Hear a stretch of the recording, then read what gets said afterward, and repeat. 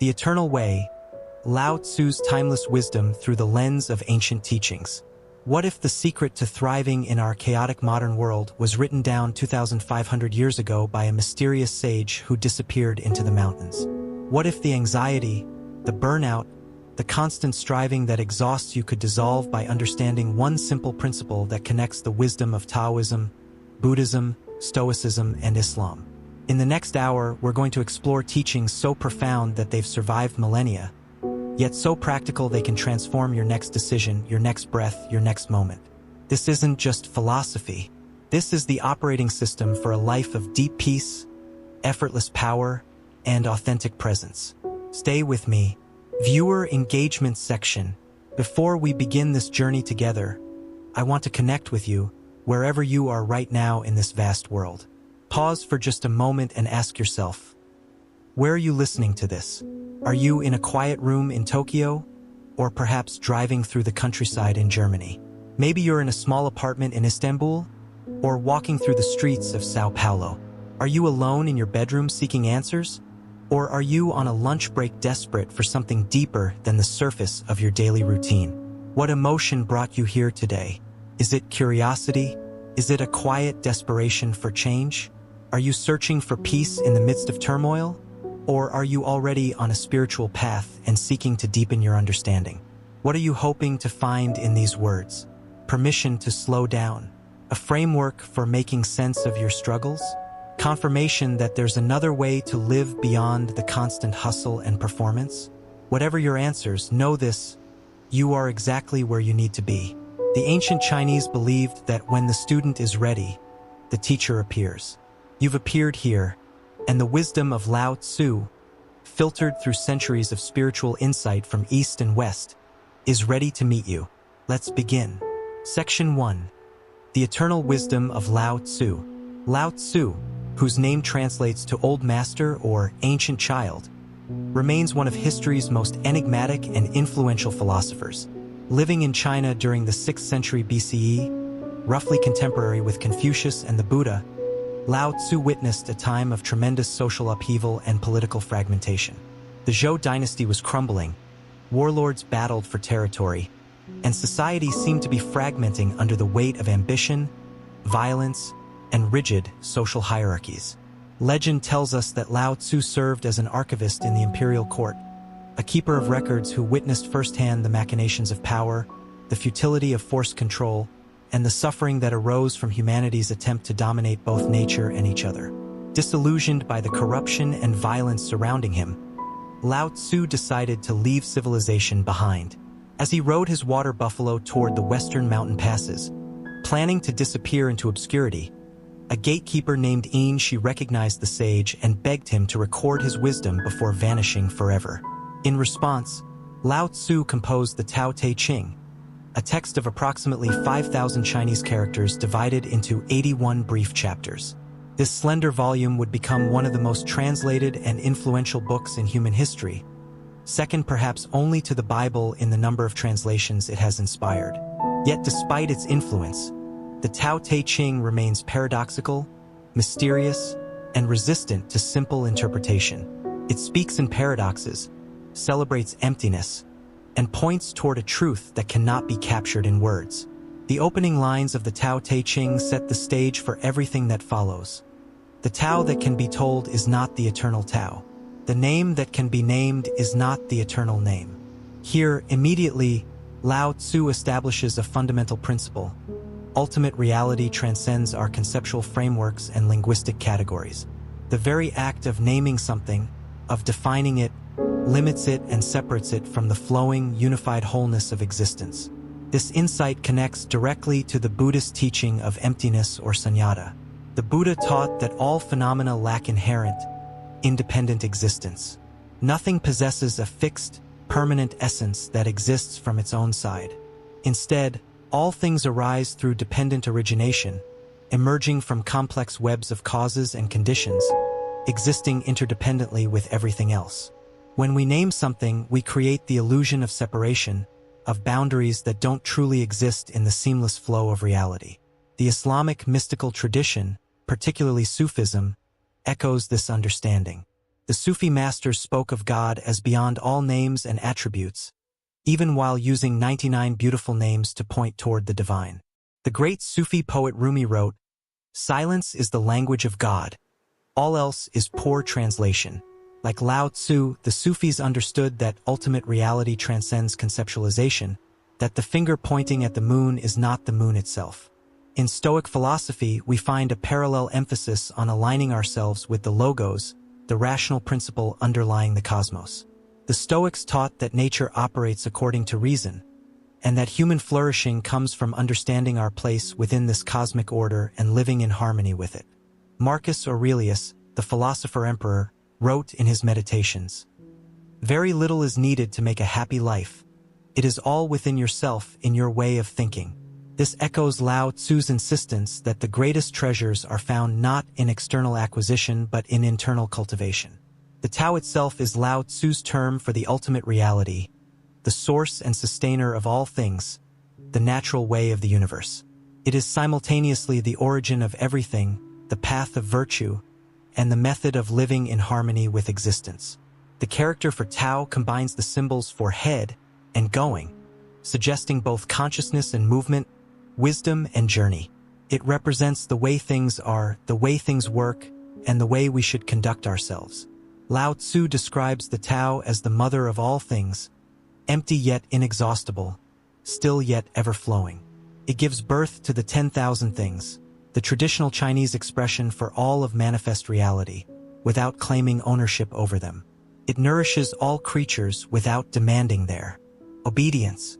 It accomplishes great things without taking credit. This selfless, effortless creativity stands in stark contrast to the ego-driven striving that characterizes so much of human activity. In our contemporary world, perhaps more than ever before, Lao Tzu's wisdom offers a necessary counterbalance to the dominant paradigm of aggressive individualism, endless growth, and technological acceleration. We live in an age of unprecedented material abundance, yet also unprecedented anxiety, depression, and spiritual emptiness. We have more ways to connect than ever before, yet loneliness has reached epidemic proportions. We have access to infinite information, yet wisdom seems increasingly scarce. Lao Tzu teaches us that more is not always better, that faster is not always superior, that harder is not always more effective. He invites us to consider an alternative approach to life, one based on receptivity rather than aggression, on being rather than doing, on aligning with natural rhythms rather than forcing artificial outcomes. This is not passivity or laziness, but a more sophisticated and sustainable form of engagement with reality. The relevance of these teachings becomes even clearer when we examine the core of Lao Tzu's philosophy, the principle of Wu Wei, which we will explore in depth in our next section. Wu Wei, often translated as effortless action or non-doing, represents perhaps the most distinctive and potentially transformative element of Taoist thought. It suggests that the most powerful action often comes from a place of stillness, that the greatest accomplishments arise not from forcing our will upon the world, but from aligning ourselves so completely with the natural flow of things that our actions become spontaneous expressions of the Tao itself. Before we proceed deeper into this exploration, consider this: what if everything you've been taught about success, about achievement, about living a meaningful life, is based on a fundamentally mistaken premise? What if striving less could accomplish more? What if emptiness is actually fullness? What if the weak position is the strong position? What if yielding is a form of conquering? These are not rhetorical questions. They point toward a complete reorientation of consciousness, a fundamental shift in how we understand ourselves and our relationship to the world. Lao Tzu, the Buddha, the Stoics, and the Islamic mystics all arrived at similar insights through different paths and different languages. They discovered that liberation from suffering comes not from getting what we want, but from transforming our relationship to wanting itself. They learned that true power comes not from dominating others, but from mastering ourselves. They realized that the deepest joy comes not from acquiring more, but from needing less. As we journey deeper into these teachings, we'll discover how they interconnect, support, and illuminate each other. We'll see how Lao Tzu's image of water perfectly complements the Buddha's teaching on non-attachment, how Taoist spontaneity aligns with Islamic surrender, how Stoic acceptance resonates with the Taoist embrace of change. These are not separate traditions presenting contradictory messages, but different fingers pointing at the same moon, different songs celebrating the same truth. The path ahead requires patience. It requires you to question assumptions so fundamental that you may not even realize you hold them. It requires you to entertain possibilities that may initially seem absurd or impossible. Most of all, it requires you to experience rather than merely understand intellectually, to embody rather than merely believe, to live the teachings rather than simply admire them from a distance. Are you ready? Let's continue. Section 2. Wu Wei, the art of effortless action. Wu Wei stands at the very heart of Lao Tzu's philosophy, yet it remains one of the most misunderstood concepts in all of Eastern thought. The term literally translates as non-doing or without action, but this translation misleads more than it illuminates. Wu Wei does not mean doing nothing. It does not advocate laziness, passivity, or withdrawal from life. Rather, it points toward a quality of action that arises from perfect alignment with the natural flow of circumstances. Action that is spontaneous rather than contrived, effective rather than effortful, harmonious rather than forceful. Imagine a skilled surfer riding a massive wave. The surfer is not passive. Tremendous skill, balance, and precise micro-adjustments are required every second. Yet the surfer is not creating the wave's power or determining its direction. Instead, the surfer aligns perfectly with the wave's energy, becoming one with its motion, allowing the ocean's tremendous force to be channeled through skilled positioning and subtle movements. This is Wu Wei. The power comes from the wave, but the artistry comes from the surfer's ability to merge with that power rather than resist it. Or consider a skilled martial artist practicing Tai Chi or Aikido. These arts exemplify Wu Wei in motion. An Aikido master doesn't meet force with force, doesn't resist the opponent's attack head-on. Instead, the master blends with the incoming energy, redirects it, transforms the opponent's aggression into the very means of their defeat. Minimum effort, maximum effect. The softer approach proves more powerful than the hard one because it works with reality rather than against it. Lao Tzu uses numerous images to convey this principle. He speaks of water, the softest and most yielding element, yet capable of wearing away the hardest stone. He describes the usefulness of a cup coming from its emptiness, not from its solid walls. He points to the valley as superior to the mountain because it receives all things without resistance. He celebrates the female principle, the receptive, the responsive, over the male principle of aggressive initiation. In Chapter 8 of the Tao Te Ching, Lao Tzu writes, "The highest good is like water. Water gives life to the 10,000 things and does not strive. It flows in places men reject and so is like the Tao. Water doesn't push. It finds the path of least resistance. It doesn't fight against obstacles. It flows around them or wears them down through patient persistence. It takes the lowest position, yet all things eventually flow toward it. It adapts its shape to its container, yet never loses its essential nature." This teaching directly parallels the Buddhist concept of non-attachment and the middle way. The Buddha taught that suffering arises from tanha, craving, grasping, clinging. We suffer when we demand that reality conform to our preferences, when we rigidly attach to outcomes, when we resist the natural flow of change. The Buddhist path encourages us to engage fully with life without grasping at pleasant experiences or pushing away unpleasant ones. This is not indifference but equanimity, not passivity but wise engagement. The Buddha's teaching on right effort further illuminates Wu Wei.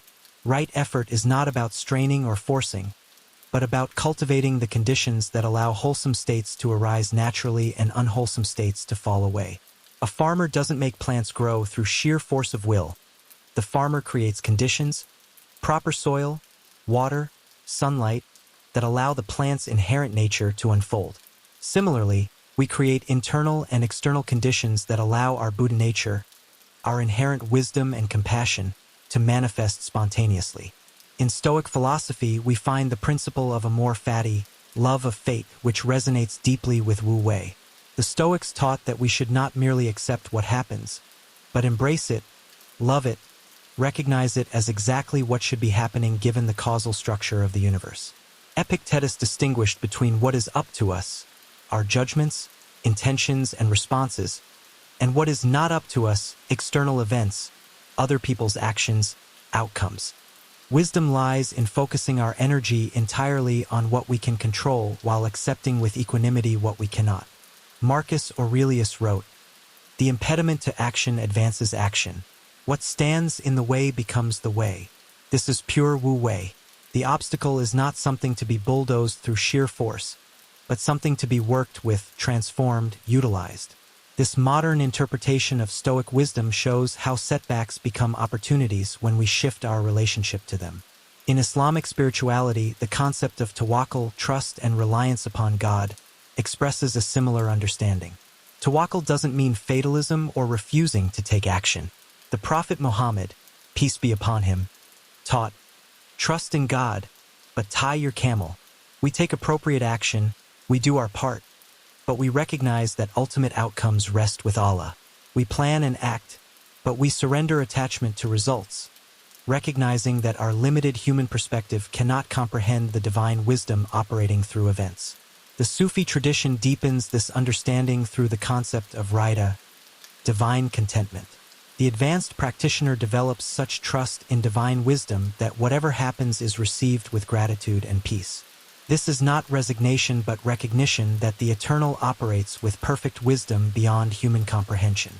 As Rumi wrote, "Try not to resist the changes that come your way. Instead, let life live through you. And do not worry that your life is turning upside down. How do you know that the side you are used to is better than the one to come?" So how do we cultivate Wu Wei in practical terms? How does this abstract principle become lived experience? First, we must develop sensitivity to the natural flow of situations. This requires presence, attention, attunement to what is actually happening rather than being lost in mental narratives about what should be happening. We must cultivate the ability to sense the current rather than swim blindly against it. Second, we must release our grip on rigid plans and preconceived outcomes. This doesn't mean abandoning all planning or intention, but holding our plans lightly, remaining responsive to changing circumstances.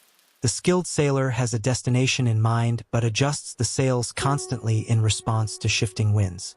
We too must learn to distinguish between our ultimate intention, our destination, and our attachment to specific means of getting there, the route. Third, we must develop the patience to wait for the right moment to act. Wu Wei often involves not yet doing, recognizing when action is premature or forced. In gardening, you cannot make a seed germinate faster by pulling on the emerging shoot. You create conditions and wait with patient attention. Many of our problems come from premature action, from forcing things before their time.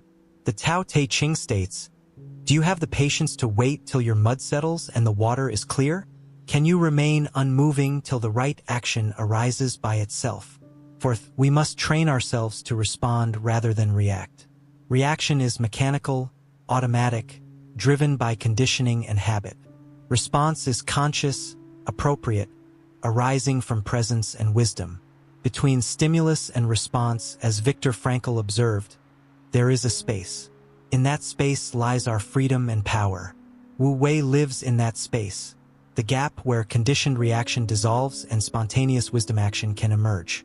Consider how this applies to everyday challenges. You're stuck in traffic, late for an important meeting.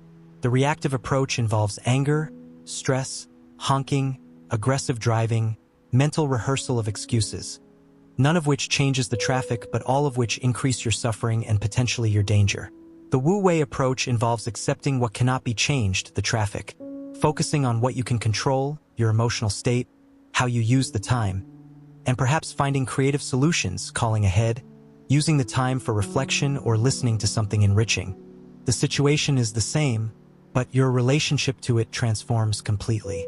Or imagine you're in a difficult conversation where someone is criticizing you unfairly. The reactive approach involves defending yourself forcefully, counterattacking, proving them wrong, escalating the conflict. The Wu Wei approach might involve listening fully without immediately defending, asking clarifying questions, acknowledging any truth in their perspective, responding with calm clarity rather than emotional reactivity. Often, like the Aikido master, you redirect the energy rather than meeting force with force. Sometimes the most powerful response is no response at all, allowing the other person's aggression to exhaust itself. In creative work, Wu Wei is essential. The best ideas don't come from forced brainstorming or grinding effort. They arise in moments of relaxation, in the shower, on walks, in the space between sleeping and waking.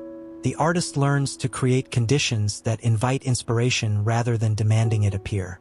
There's a time for discipline and structure, for showing up at the desk every day. But there's also wisdom in knowing when to step away, when to let the unconscious mind work, when to trust the creative process. Athletes speak of being in the zone, a state where action becomes effortless, where thinking ceases and performance flows. This is Wu Wei. The basketball player doesn't consciously calculate angles and force when shooting. The motion is practiced so deeply that it becomes spontaneous. The musician doesn't think about individual notes during a virtuoso performance. The music flows through them. Peak performance in any domain involves transcending effortful doing and entering spontaneous being.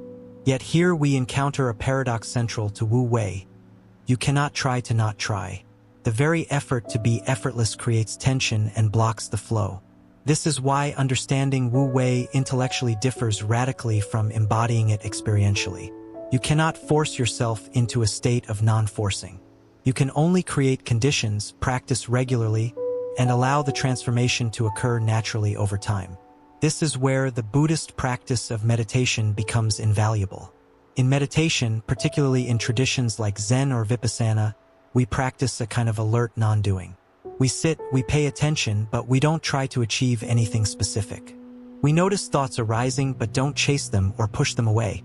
We observe sensations without reacting to them. We cultivate a quality of relaxed presence that is simultaneously alert and at ease, engaged yet non-grasping. This is Wu Wei training. The Stoic practice of negative visualization offers another angle. By regularly imagining loss or difficulty, not morbidly but as realistic preparation, we reduce our rigid attachment to things going a particular way. When we've mentally rehearsed various outcomes, we become more flexible, more able to flow with whatever actually occurs. This mental preparation paradoxically creates the conditions for spontaneous appropriate response. Islamic prayer, Salah, 5 times daily creates natural pauses in the flow of worldly activity, moments to return to center, to remember one's ultimate priorities, to surrender personal will to divine will. This regular rhythm prevents the buildup of tension that comes from endless doing without intervals of conscious being. It's a structural implementation of Wu Wei principles, creating space within the day for alignment with the ultimate. As we deepen our practice of Wu Wei, we begin to notice a quality the Taoists call Ziren, spontaneous naturalness, self-soness, being authentically ourselves without pretense or force. Children exhibit Ziren naturally before socialization layers on masks and roles and shoulds. The Wu Wei practitioner gradually returns to this naturalness, but now consciously, with wisdom, rather than through innocent naivety. This doesn't mean becoming unsophisticated or childish. It means acting from our authentic nature rather than from conditioned patterns, from presence rather than programming, from wisdom rather than habit. It means our words come from genuine response to the moment rather than from scripts learned long ago. It means our actions arise from what the situation calls for rather than from rigid rules or compulsive patterns. The deepest level of Wu Wei points toward what the Taoists call Wu, non-being, emptiness, the pregnant void from which all things emerge. When we act from this place of inner emptiness, our actions are not ego-driven but Tao-driven, not self-seeking but self-forgetting, not forced but flowing. This is the ultimate goal, to become so transparent to the Tao that the distinction between us and it dissolves, and life simply lives itself through us. As the Zen saying goes, before enlightenment, chop wood, carry water. After enlightenment, chop wood, carry water. The actions look the same from outside, but everything has changed inside. Section 3. The Power of Simplicity and Returning to Source. In Chapter 19 of the Tao Te Ching, Lao Tzu makes a radical statement: give up learning and put an end to your troubles. This teaching strikes modern ears as almost heretical. We live in an age that worships knowledge, that equates information with wisdom, that believes every problem has a solution if we just gather enough data and develop sufficient expertise. Yet Lao Tzu suggests that our accumulation of knowledge may itself be part of the problem rather than the solution. Lao Tzu is not advocating ignorance or stupidity. Rather, he's pointing toward the distinction between conceptual knowledge and direct knowing, between head knowledge and heart wisdom, between the accumulated weight of learning and the lightness of immediate perception. He's inviting us to question whether our education has brought us closer to truth or merely layered more sophisticated concepts between us and reality. Think about a young child encountering a flower for the first time. The child doesn't know the botanical classification, the Latin name, the reproductive mechanisms, or the aesthetic theories about floral beauty. The child simply sees the flower, directly and completely, with wonder and presence. Now imagine a botanist encountering the same flower. The botanist's mind immediately begins categorizing, analyzing, comparing, relating the flower to knowledge structures. The question is, who actually sees the flower more fully? Both perspectives have value, of course. The botanist's knowledge enables certain capabilities, cultivation, breeding, medicinal application. But something has also been lost. The immediate, unmediated perception has been clouded by concepts. The Zen tradition speaks of beginner's mind, the ability to see things freshly, as if for the first time, without the burden of preconception. This is what Lao Tzu invites us to cultivate. In chapter 48, Lao Tzu writes, "In pursuit of knowledge, every day something is added. In the practice of the Tao, every day something is dropped." This perfectly captures his teaching on simplification. The worldly path accumulates. More possessions, more achievements, more status, more knowledge, more complexity. The spiritual path subtracts. Fewer desires, less attachment, minimal possessions, essential knowledge, elegant simplicity. This principle appears throughout world spiritual traditions. The Buddha taught that suffering comes from tanha, craving, grasping, multiplication of desires. The path to liberation involves not adding something new but removing the obstructions that prevent our Buddha nature from shining through. Buddhism speaks of the three poisons: greed, hatred, and delusion. Notice that liberation comes from eliminating these poisons, not from acquiring some new quality. Your true nature is already perfect. You need only remove what obscures it. The Buddhist concept of emptiness, sunyata, resonates deeply with Lao Tzu's celebration of the void. A cup is useful because of its emptiness, not its solid walls. A room is useful because of its empty space, not its walls and roof. Our value lies not in how much we can accumulate or contain, but in our capacity to remain open, receptive, uncluttered. The full cup cannot receive. The empty cup is ready for anything. Zen Buddhism takes this principle to its extreme with its emphasis on direct pointing and sudden enlightenment. Zen is famous for its paradoxical koans, its minimalist aesthetics, its insistence that truth cannot be found in scriptures or philosophical systems, but only through direct experience. A special transmission outside the scriptures, not dependent on words or letters, directly pointing to the human mind, seeing into one's nature and attaining Buddhahood. This could easily be mistaken for Lao Tzu's teaching. In Stoic philosophy, we find a similar emphasis on simplification, though expressed differently.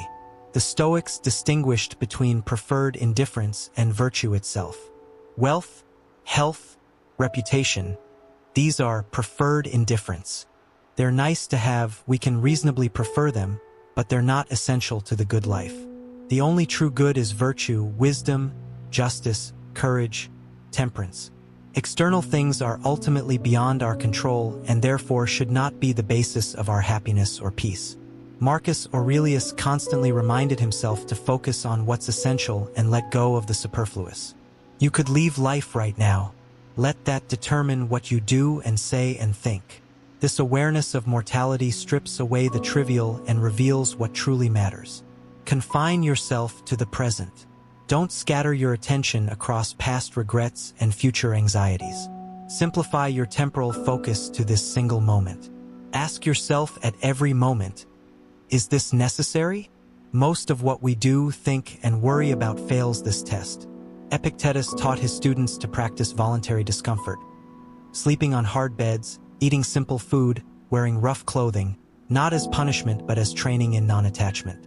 When you know experientially that you can be content with very little, you become psychologically invulnerable. No one can threaten your peace by taking away what you don't need for your well-being. This is freedom through simplification. In Islamic teaching, the concept of Zuhd expresses this same principle. Zuhd means asceticism, detachment, renunciation of worldly attachments.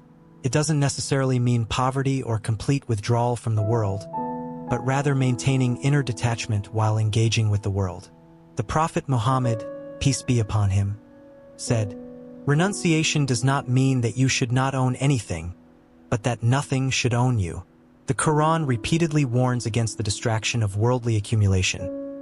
Know that the life of this world is but amusement and diversion and adornment, and boasting to one another and competition in increase of wealth and children.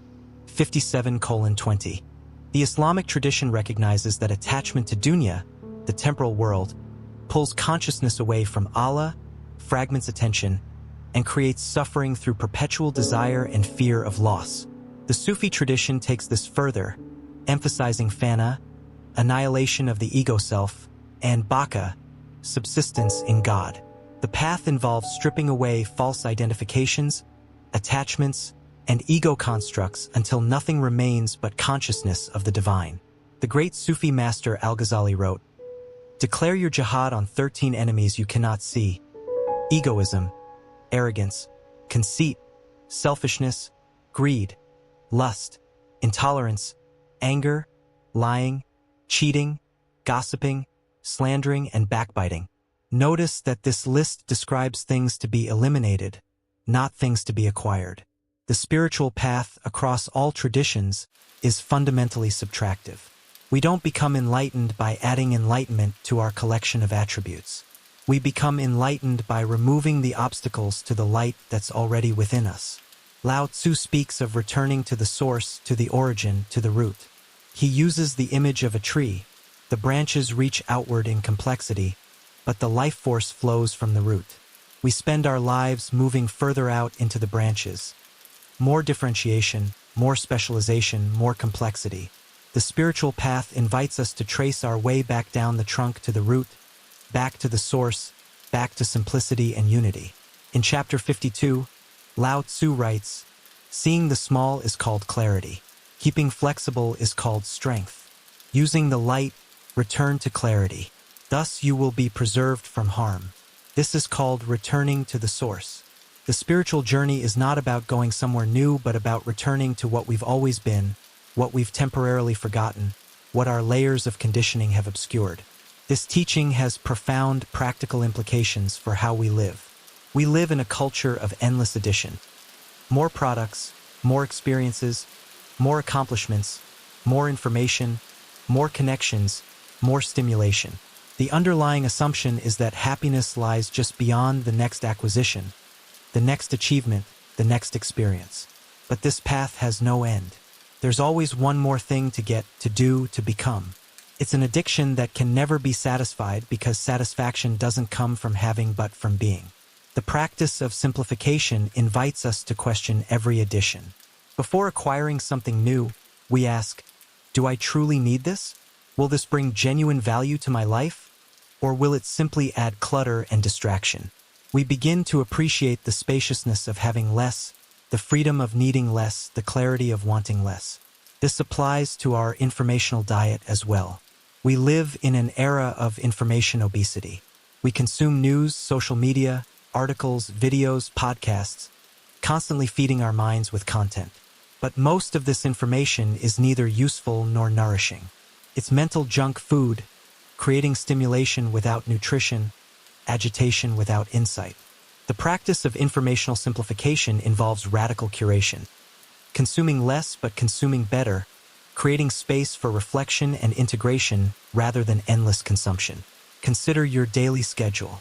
How much of your activity is truly necessary, truly aligned with your deepest values? How much is merely habitual, compulsive, or driven by others' expectations? The practice of simplification invites ruthless prioritization. If you don't prioritize your life, someone else will. Simplification means saying no to good opportunities so that you have the time and energy for great ones, or more importantly, for simply being. The minimalist movement in contemporary culture represents a secular rediscovery of these ancient teachings. People are finding that reducing possessions reduces mental clutter, that smaller living spaces create more freedom than burden, that experiences matter more than things. While some minimalism becomes merely aesthetic or performative, at its best it points toward the wisdom Lao Tzu articulated millennia ago.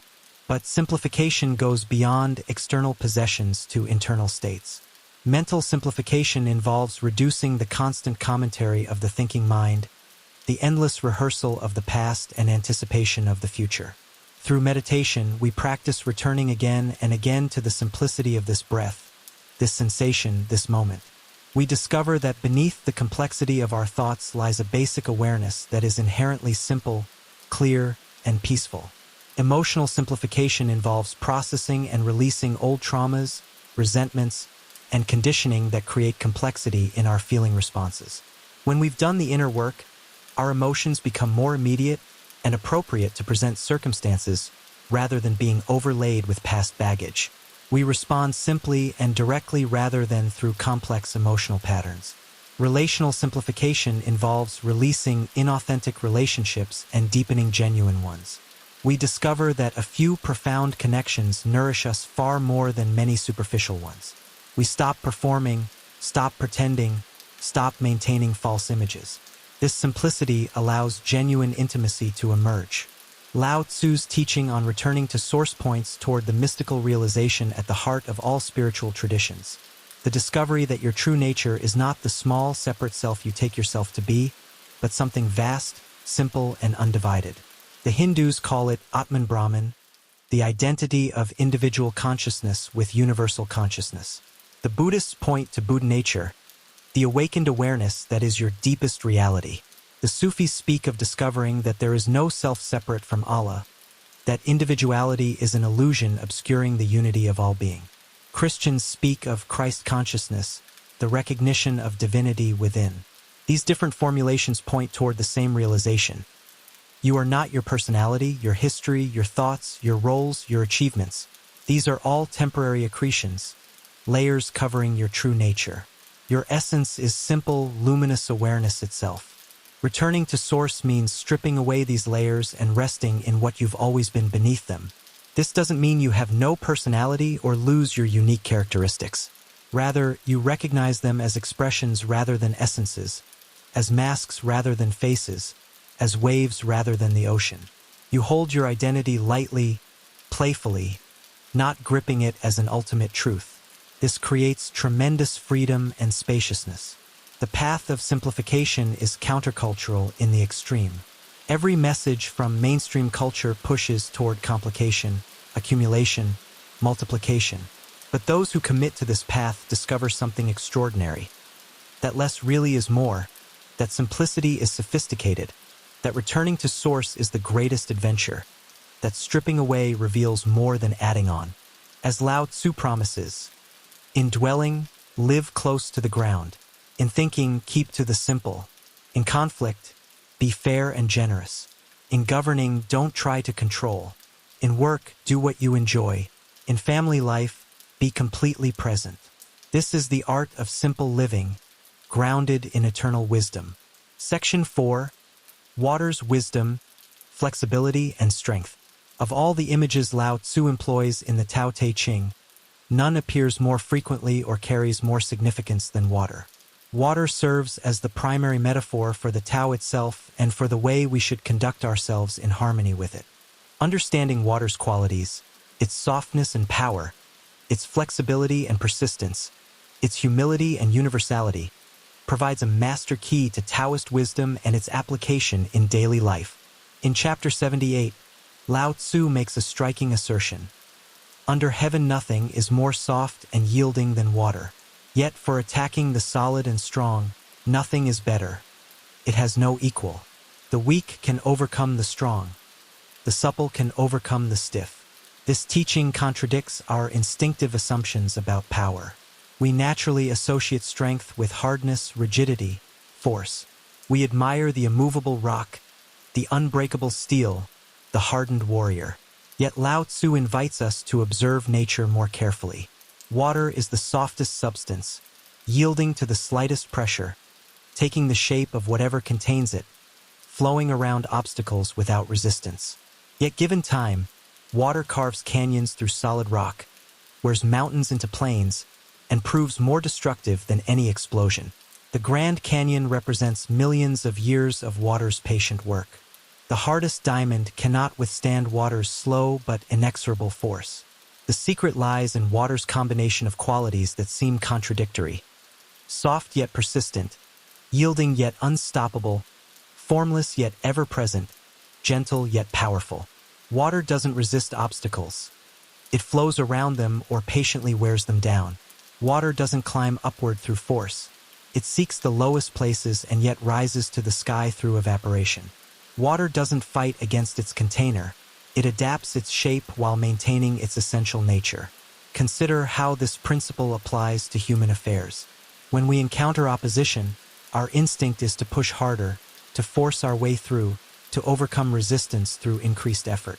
This is the hard approach, and it often fails or succeeds only at great cost. The waterway suggests an alternative. Find the path of least resistance, flow around the obstacle, be willing to take the indirect route, persist gently rather than attack forcefully. In negotiations, the person who remains flexible often prevails over the person who rigidly insists on fixed positions. Like water finding its way through the smallest crack, the flexible negotiator discovers creative solutions that rigid thinking misses.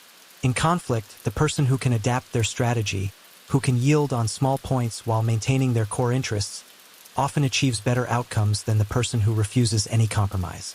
Bruce Lee, the legendary martial artist and philosopher, embodied this teaching in his famous dictum, "Be like water, my friend." Lee explained, "Empty your mind, be formless, shapeless, like water. You put water into a cup, it becomes the cup. You put water into a bottle, it becomes the bottle. You put it into a teapot, it becomes the teapot. Water can flow or it can crash. Be water, my friend." This teaching synthesizes Taoist philosophy with martial arts practice. In combat, the rigid fighter telegraphs their moves and can be predicted and countered. The fluid fighter adapts instantly to changing circumstances, responds rather than follows predetermined patterns, becomes unpredictable precisely through not having a fixed form.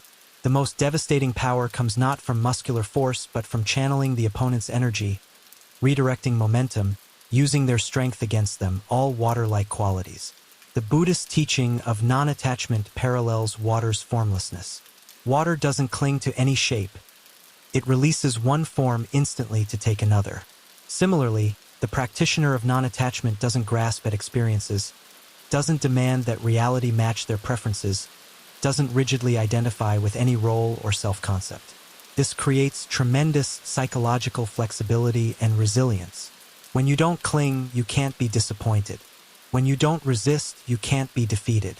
The Pali Canon includes the famous teaching on the difference between the green sapling and the dry branch. In a storm, the rigid dry branch breaks while the flexible green sapling bends and survives. Young monks, suppose a great storm were to come. It would bend the plants with tender bark and wood, but they would not be broken. Why? Because of their flexibility. But it would break the plants with hard bark and wood. Why? Because of their rigidity. This teaching extends to mental flexibility. The rigid mind, attached to fixed beliefs and positions, breaks under the stress of contradictory information or challenging circumstances. The flexible mind, willing to revise beliefs and adapt perspectives, bends but doesn't break. In our rapidly changing world, where new information constantly emerges and circumstances shift unpredictably, mental flexibility has become essential for psychological survival.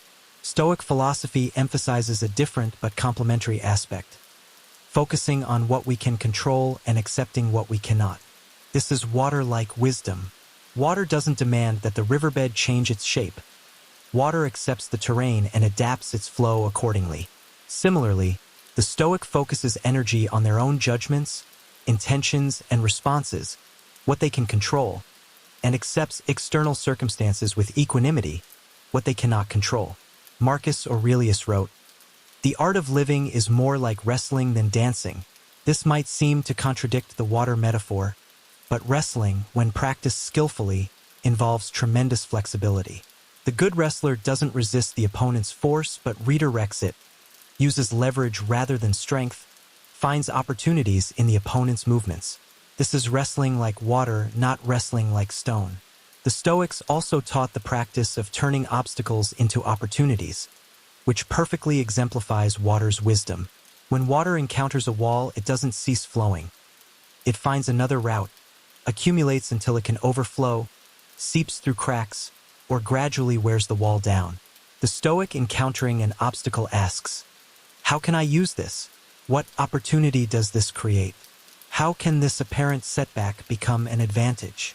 In Islamic spirituality, the concept of Islam itself means submission or surrender, becoming like water that accepts the shape of its container, that flows where gravity directs, that does not resist the natural order. This submission is not weakness but the ultimate strength, because it aligns individual will with divine will, limited human perspective with infinite wisdom. The Sufi tradition elaborates this through the metaphor of the ocean and the wave. The wave appears separate, distinct, with its own form and movement. But the wave is never anything other than the ocean temporarily manifesting in that particular form. When the wave realizes its essential identity as ocean, it surrenders its false separateness and discovers infinite peace. This is perfect submission, perfect Islam, perfect harmony with what is. The Islamic practice of ritual ablution, wudu, before prayer involves washing with water, symbolizing spiritual purification and the washing away of ego. Water becomes the medium of return to original purity, to the state of Fitra, the natural disposition of unity with the divine. Just as water cleanses the body, consciousness of the divine cleanses the heart. In practical terms, cultivating water-like qualities requires us to develop several capacities. First, we must develop adaptability, the ability to respond appropriately to changing circumstances without rigid attachment to plans or expectations. This doesn't mean having no direction or intention, but holding our intentions lightly, remaining open to revision based on new information or changed conditions. Second, we must cultivate humility, water's tendency to seek the lowest places. In chapter 66 of the Tao Te Ching, Lao Tzu writes, "All streams flow to the sea because it is lower than they are. Humility gives it its power." In hierarchies and relationships, the person who positions themselves as superior creates resistance and resentment. The person who serves, who takes the lower position, who empowers others, attracts loyalty and cooperation. This is the paradoxical power of humility. Contemporary leadership theory has rediscovered this principle through the concept of servant leadership. The most effective leaders focus on serving their team's needs, removing obstacles for them, empowering their development. This creates far more loyalty and productivity than authoritarian command and control approaches. Water-like leaders understand that their power comes from lifting others up, not pushing them down. Third, we must develop persistence without aggression. Water is the most persistent substance, yet it never appears to be trying hard. It simply continues gently and inexorably, wearing away obstacles through patient consistency. In pursuing our goals, we often oscillate between intense effort and complete abandonment. The waterway suggests steady, gentle, consistent action maintained over time. This approach proves more sustainable and ultimately more effective. Think of learning a skill. Practicing intensely for a week and then stopping makes far less progress than practicing moderately but consistently for months and years. The consistent practitioner, like water, gradually wears down the obstacles, builds capacity, integrates learning. The sporadic, intense practitioner repeatedly starts and stops, never building real momentum. Fourth, we must embrace formlessness while maintaining essence. Water takes any shape yet remains water. Similarly, we must be willing to play different roles, adapt to different contexts, express ourselves differently in various situations, while maintaining our essential integrity. This is not being fake or inauthentic. It's being appropriately responsive while staying rooted in core values. A teacher might be authoritative in the classroom, playful with their own children, respectful with elders, casual with peers, different expressions of the same person adapted to different contexts. Problems arise when we rigidly maintain the same persona regardless of appropriateness, or when we lose our essence by becoming mere chameleons with no stable core. Fifth, we must develop the capacity for both flow and stillness. Water flows when there's a gradient, when circumstances call for movement. But water can also be perfectly still, mirror-like, reflecting reality clearly. We too must learn when to act and when to wait, when to speak and when to be silent, when to engage and when to step back. This discernment comes from practicing both states. Meditation cultivates stillness, the quality of mind like a still pond, clear and reflective. From this stillness, appropriate action arises spontaneously when needed, then we return to stillness. We're not constantly agitated like rough seas, nor are we stagnant like a blocked stream. We flow when flow is appropriate and rest in stillness when action is not needed. The Taoist practice of Tai Chi and Qigong embodies water's wisdom physically. These movement practices emphasize fluidity, continuity, softness, and internal power rather than external force. Practitioners learn to move like clouds moving in the sky or silk reeling from a cocoon. Continuous, smooth, effortless yet powerful. The energy flows through the body like water through a channel, neither forced nor blocked. These practices train not just the body but consciousness itself. As you learn to move with water-like qualities, you gradually begin to think, feel, and respond to life with those same qualities. The body becomes a laboratory for experimenting with Taoist principles, and the lessons learned physically transfer to psychological and spiritual domains. Water's universality provides another crucial lesson. Water doesn't discriminate. It nourishes all plants equally, flows to all places without judgment, serves all purposes without complaint. Similarly, the Taoist sage benefits all beings without favoritism, serves all situations without distinction, remains available to all without discrimination. This is the universal compassion that Buddhism emphasizes, the undifferentiated love that Sufism celebrates. Jesus' teaching, "Love your enemies," expresses this same universal quality. Like the rain that falls on the just and unjust alike, like the sun that shines on good and evil without distinction, water-like consciousness extends to all equally. This doesn't mean having no boundaries or preferences in relationship, but it means recognizing the essential humanity or Buddha nature in all beings, maintaining fundamental goodwill even toward those who oppose us. Finally, water teaches us about the power of transparency and purity. Clean water is perfectly transparent, allowing light to pass through unobstructed, reflecting reality clearly without distortion.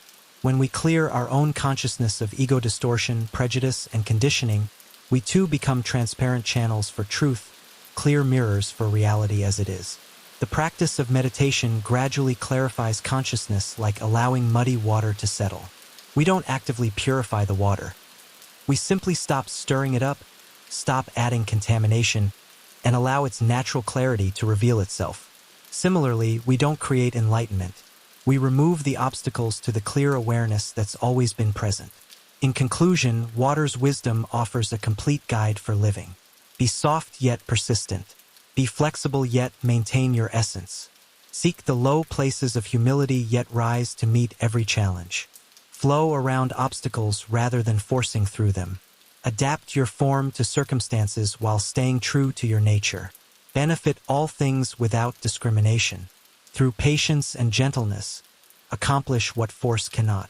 This is the waterway, the Tao embodied in the most common and precious substance on earth.